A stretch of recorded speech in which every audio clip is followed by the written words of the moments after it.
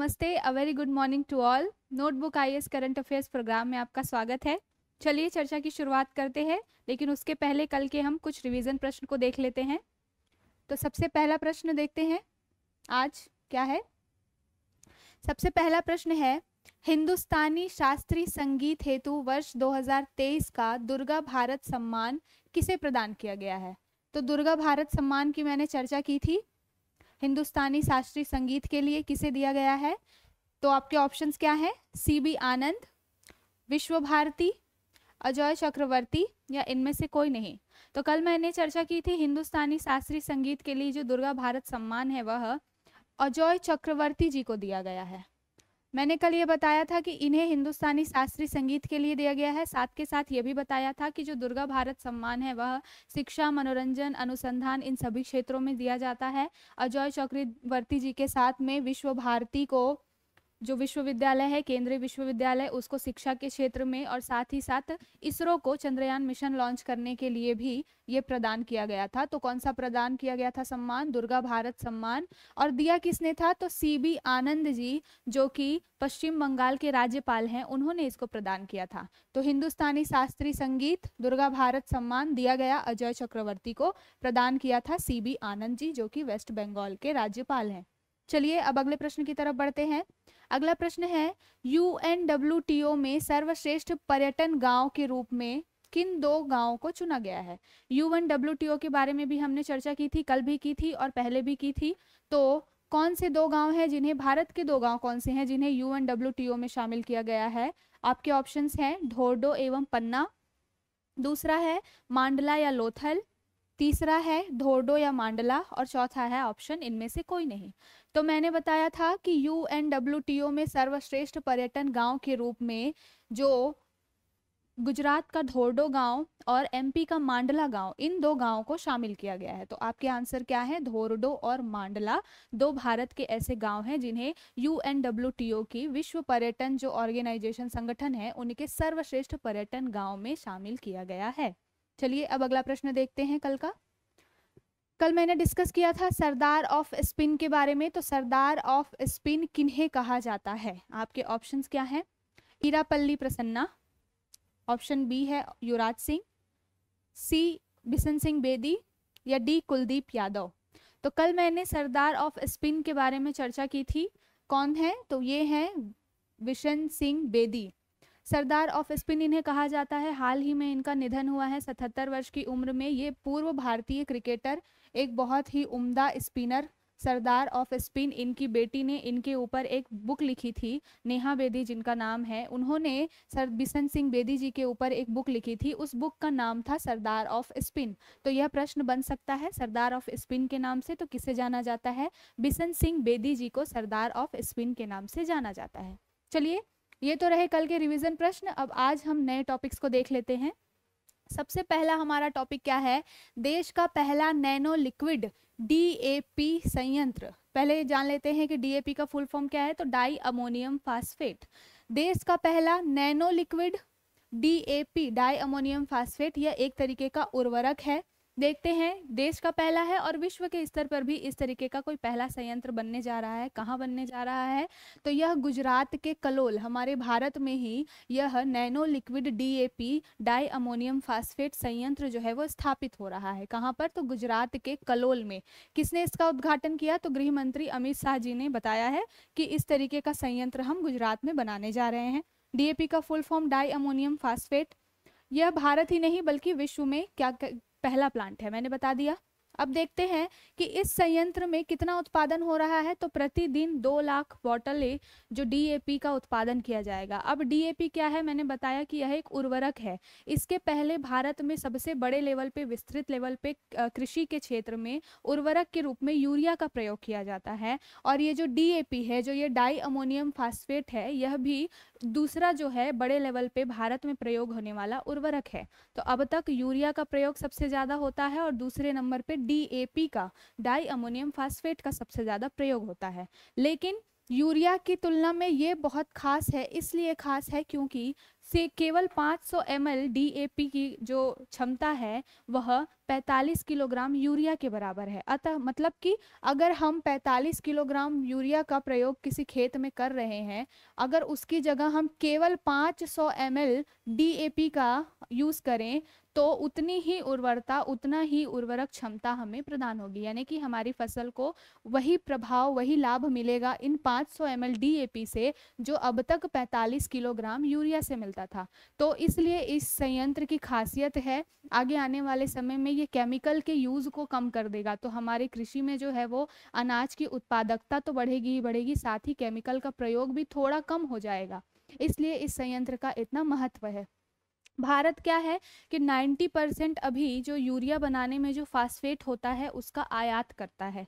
तो हमें कहीं ना कहीं अपने कृषि संबंधी गतिविधियों के लिए बाहर के दूसरे देशों पर निर्भर होना पड़ रहा है। तो हम चाहते हैं कि जब ये संयंत्र बनकर तैयार हो जाए और यहाँ प्रोडक्शन शुरू हो जाए तो हम यूरिया के क्षेत्र में या फिर हम उर्वरक के क्षेत्र में आत्मनिर्भर बन जाएं। तो इस दृष्टि से भी इस संयंत्र का बहुत ही महत्व है।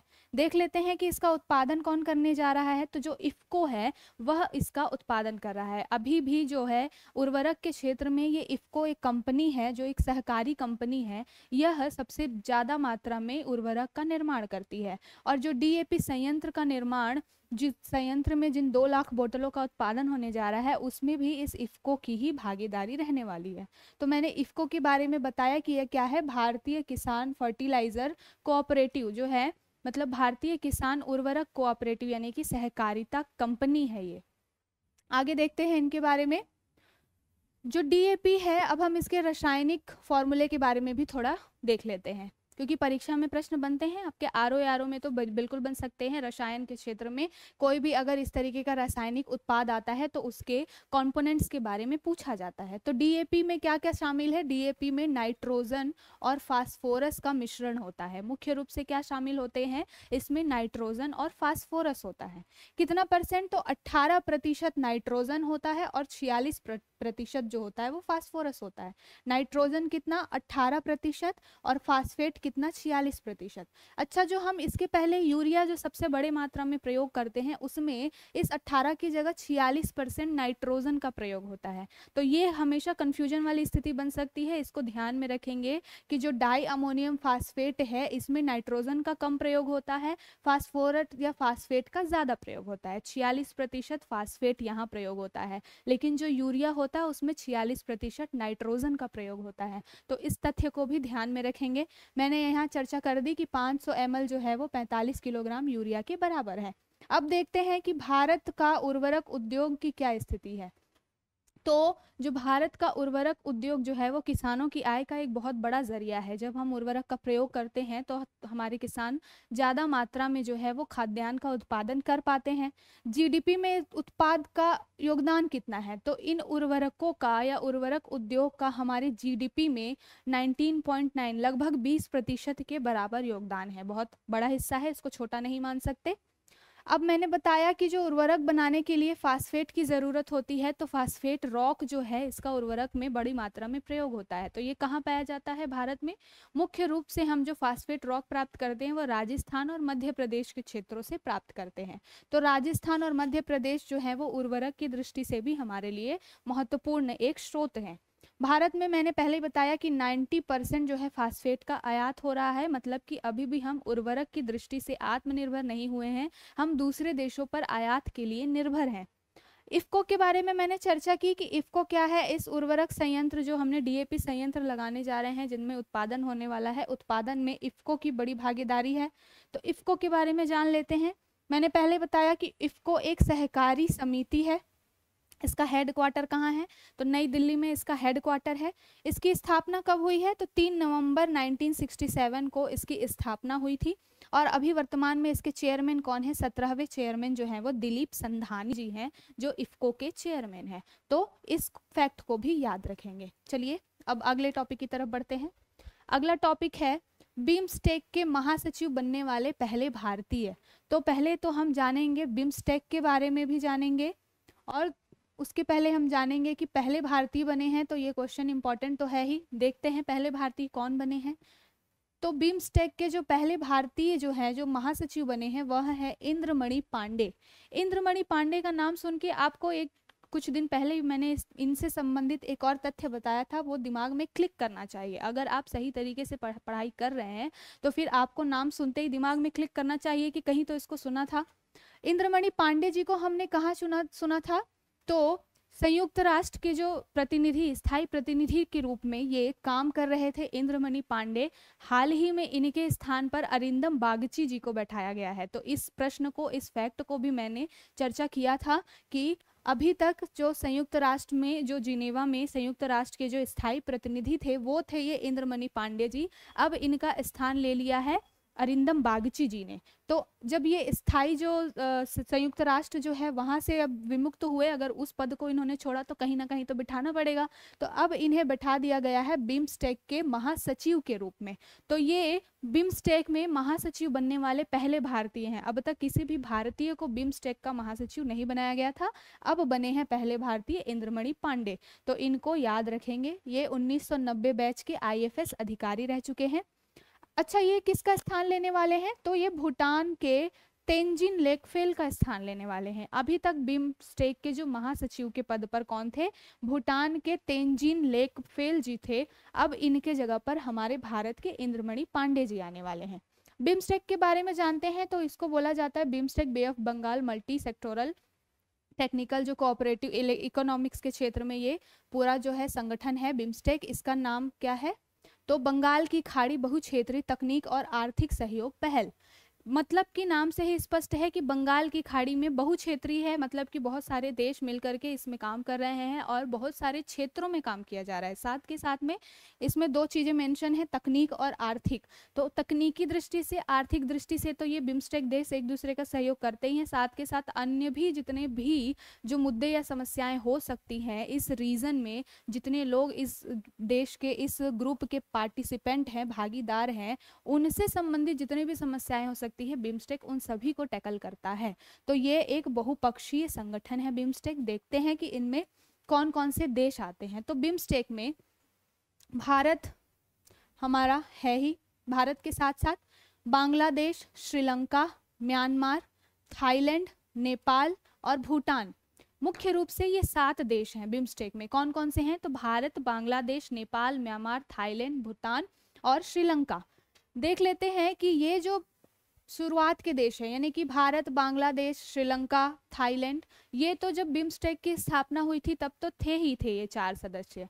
इनके साथ साथ 5वां सदस्य 1997 में म्यांमार जुड़ा, और जो लेटेस्ट में जुड़े वो जुड़े नेपाल और भूटान। 2004 में जुड़े हालांकि, लेकिन अंतिम रूप से ये 2 जुड़े, नेपाल और भूटान। जब बिम्स्टेक की स्थापना हुई थी प्रारंभिक रूप में तो भारत, बांग्लादेश, श्रीलंका और थाईलैंड जो थे इसके सदस्य थे। बाद में 1997 में म्यांमार जुड़ा और 2004 में नेपाल और भूटान जुड़ा। इसको भी ध्यान में रखेंगे। बिम्स्टेक के बारे में जानते हैं। स्थापना इसकी 1997 में हुई थी। बैंकॉक डिक्लेरेशन साइन किया गया था, बैंकॉक घोषणा पत्र, उसके माध्यम से ये बिम्स्टेक की स्थापना हुई थी। प्रारंभ में 4 सदस्य, भारत, बांग्लादेश, श्रीलंका, थाईलैंड।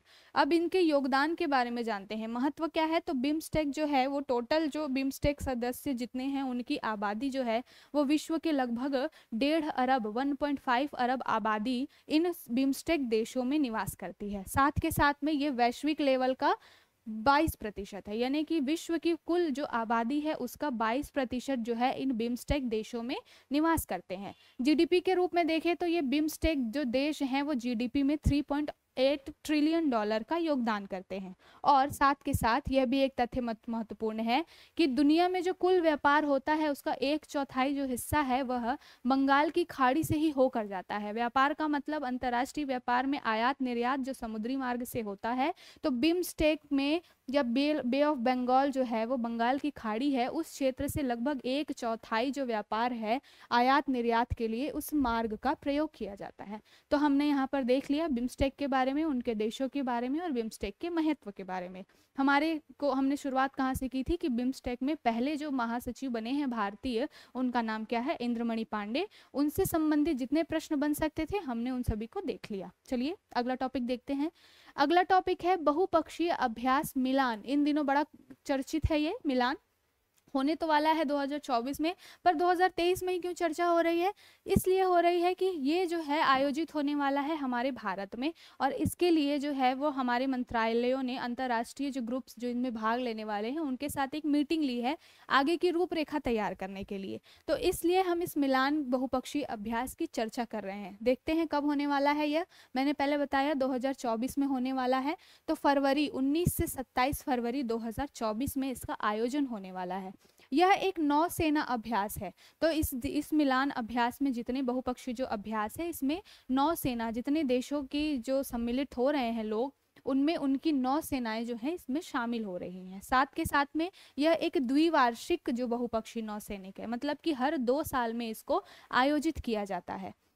शुरुआत भी इसकी भारतीय नौसेना ने ही की थी। 1995 में अंडमान निकोबार क्षेत्र में नौसेना ने ही इसकी शुरुआत की थी, भारतीय नौसेना ने। और इस बार भी इसकी जो अध्यक्षता करने जा रहा है, इसको जो कंडक्ट करवाने जा रहा है वो भारतीय नौसेना ही कंडक्ट करवा रही है। कहाँ पर? तो इस बार होने वाला है ये विशाखापट्टनम। ध्यान रखिएगा, पिछली बार जब हुआ था ये 2 साल पहले, तो भी विशाखापट्टनम में हुआ था। तब यहाँ पर 39 देशों ने भाग लिया था। लेकिन इस बार जो होने वाला है 2024 में, उसमें लगभग 50 देश भाग लेने वाले हैं। तो मतलब ये अब तक का सबसे बड़ा बहुपक्षीय अभ्यास होने वाला है मिलान, इसलिए इसकी चर्चा बहुत ज्यादा हो रही है। कब होने वाला है? फरवरी 2024 में। कौन कौन सी सेनाएं? तो केवल 9 सेनाएं भाग लेने वाली हैं और लगभग 50 देश इसकी भागीदारी में इसमें शामिल होने वाले हैं। और कहाँ आयोजित होने वाला है? तो ये विशाखापट्टनम में आयोजित होने वाला है। इतना फैक्ट दिमाग में रखेंगे इस टॉपिक से रिलेटेड। अब चलते हैं अगले टॉपिक की तरफ। अगला टॉपिक है India on their minds 8 women 8 ideas of India.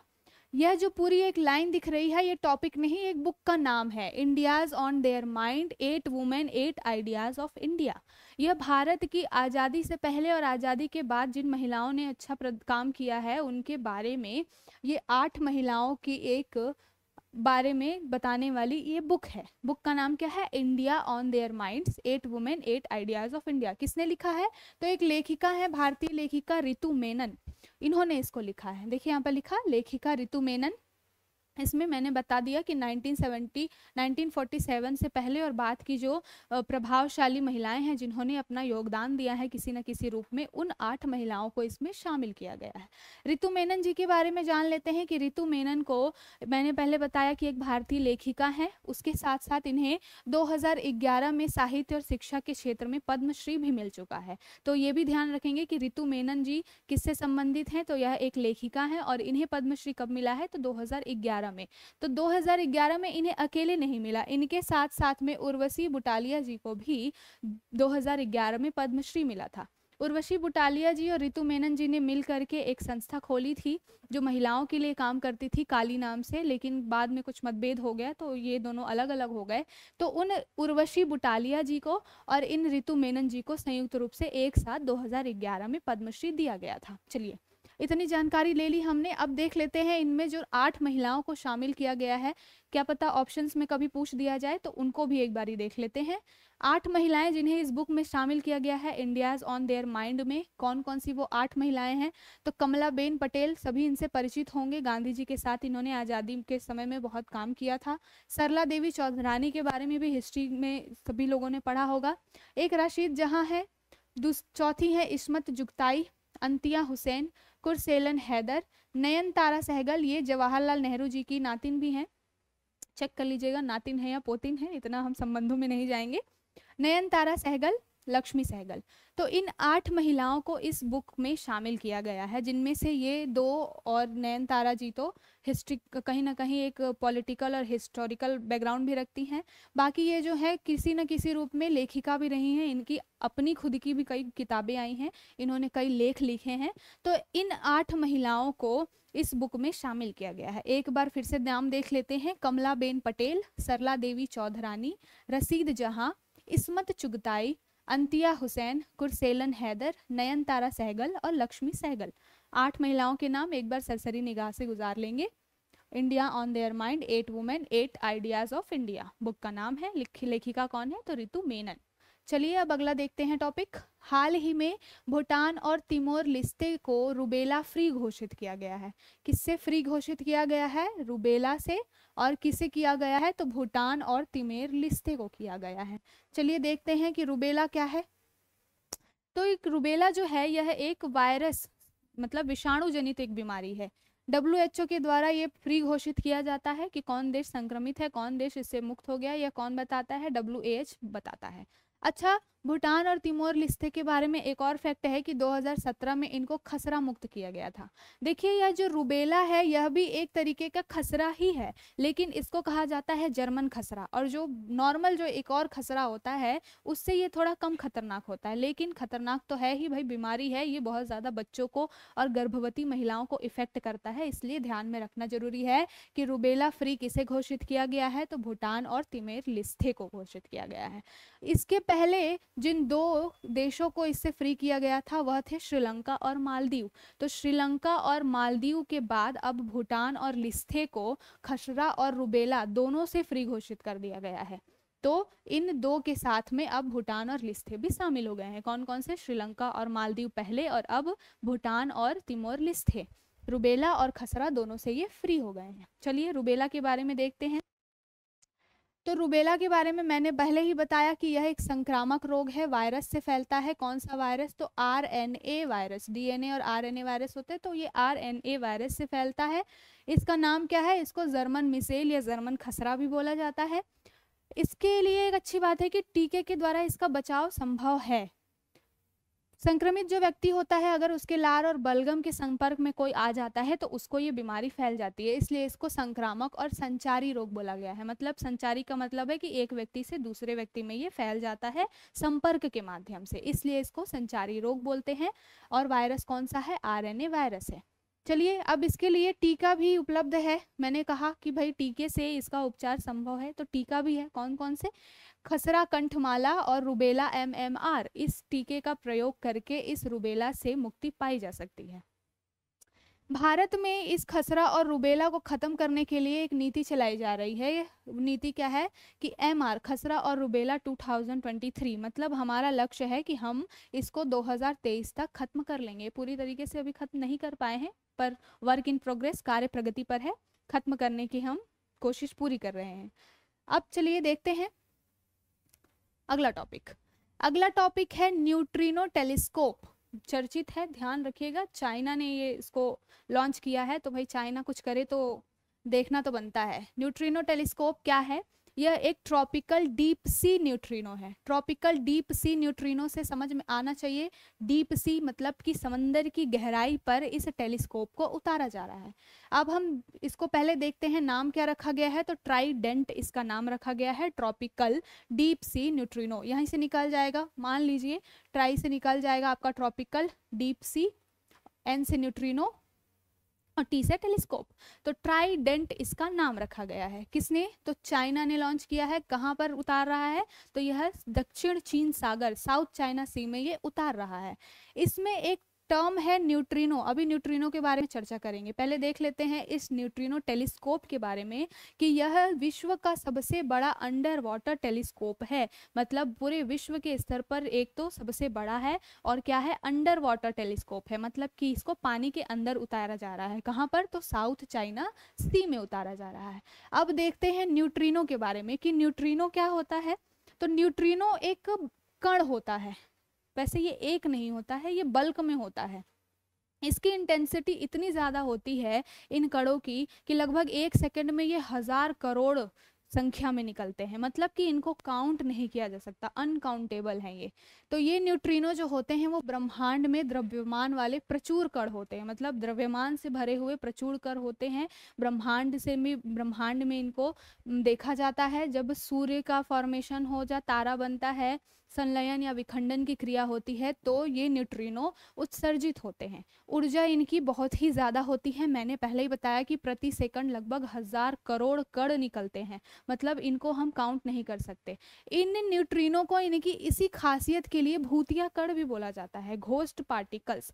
भूतिया कण इसलिए कि ये इतनी तेजी से निकलते हैं, कभी दिखाई देते नहीं जल्दी से, और इतनी ज़्यादा मात्रा में निकलते हैं कि इनकी जानकारी इकट्ठा करना, इनको गिनना जो है वो बिल्कुल असंभव बात हो जाती है।